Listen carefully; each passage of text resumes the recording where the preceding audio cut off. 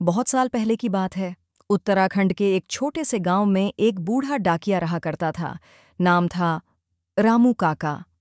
सफ़ेद दाढ़ी, झुकी हुई कमर और कांपते हाथ, लेकिन अब भी हर सुबह साइकिल उठाकर निकल जाते थे, गांव-गांव जाकर चिट्ठियां बांटने। लोग अब मोबाइल में व्यस्त थे, लेकिन रामू काका के पास अब भी कुछ बूढ़ी माँओं, कुछ जवान बेटों की परदेश से आई चिट्ठियां और कुछ भूले बिसरे रिश्तों के खत आते रहते थे। उनका मानना था, खत में जज्बात होते हैं, नेटवर्क में नहीं। ठंडी सुबह थी। ओस से भीगे पत्तों की तरह रामू काका का चेहरा कुछ बुझा-बुझा था। उन्होंने बैग खोला और एक चिट्ठी को बड़े प्यार से बाहर निकाला। उस चिट्ठी पर लिखा था, श्रीमती लक्ष्मी देवी, गांव धनपुर। उनकी आंखें भर आईं। वे चुपचाप अपनी साइकिल पर सवार हुए और चल पड़े, गांव के आखिरी छोर पर, जहां लक्ष्मी देवी रहती थीं। वो विधवा थीं, एक बेटा था जो शहर नौकरी करने गया था। पिछले 8 सालों से न कोई फोन, न चिट्ठी, लेकिन वो रोज आंगन में बैठकर एक ही बात दोहराती थीं, मेरा बेटा एक दिन जरूर चिट्ठी भेजेगा। रामू काका पहुंचे। लक्ष्मी देवी ने दरवाजा खोला।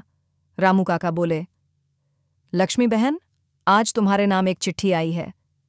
लक्ष्मी देवी के हाथ कांप गए, आंखों से आंसू निकल पड़े। उन्होंने चिट्ठी खोली और पढ़ते ही जोर से रो पड़ीं। उनका बेटा राजीवंश अब इस दुनिया में नहीं था। 3 महीने पहले एक दुर्घटना में जान चली गई थी। शहर के किसी पुराने साथी ने संवेदना स्वरूप यह चिट्ठी भेजी थी। रामू काका चुप थे। उन्हें मालूम था, यह खबर पहले ही उन्हें मिल गई थी, लेकिन वे 3 महीने से चिट्ठी को लिए बैठे थे, हिम्मत ही नहीं जुटा पाए देने की। लक्ष्मी देवी ने रोते हुए कहा, काश ये चिट्ठी पहले आ जाती, कम से कम मैं जान तो पाती।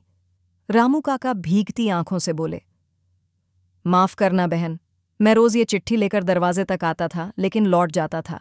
मुझे डर लगता था तुम्हारे सपनों को तोड़ने से। उस दिन के बाद रामू काका ने डाक बांटना बंद कर दिया, लेकिन एक बात उन्होंने शुरू की, गांव के हर बच्चे को लिखना सिखाना। कभी किसी माँ को अपने बेटे का इंतजार न करना पड़े, बस इतना ही चाहता हूं। दराज सरन सीख। समय पर कहे गए शब्द जिंदगी बचा सकते हैं। चुप्पी कभी कभी सबसे बड़ा अपराध होती है।